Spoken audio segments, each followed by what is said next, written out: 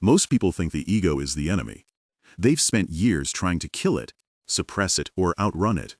But here is the uncomfortable truth: if you kill your ego, you don't become enlightened, you just become invisible. You lose your drive, your ambition, and your ability to stand for anything. The people who dominate their fields? They didn't destroy their ego.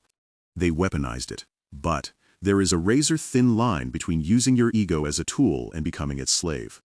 Today, we're looking at the psychology of the healthy ego and how to stop letting your own mind sabotage your potential.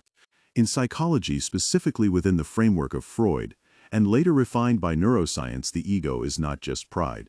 It is the executive function of your personality. It is the part of you that mediates between your primitive impulses and the real world. Think of it this way. The reality principle, your ego's primary job, is to ensure you survive and function in the real world. The biological root research from the University of Toronto shows that ego-driven behavior is tied to the brain's reward system, specifically your dopamine pathways. When you achieve something, your ego validates that I exist and I am capable. When your ego is weak, you lack the confidence to take risks. But when your ego is fragile, what psychologists call a defensive ego, you become reactive, unable to handle criticism, and obsessed with status rather than substance. The pivot: fragile versus secure ego. Here is how you distinguish between a loser's ego and a winner's ego. The fragile ego, the trap. This is the version that needs constant external validation. It relies on comparative status. If someone else succeeds, you feel diminished.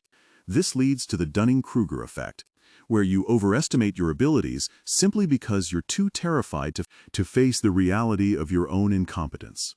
The secure ego, the tool. This is characterized by intrinsic self-worth. It's grounded in reality. If you fail, a secure ego says, I failed because I didn't prepare enough.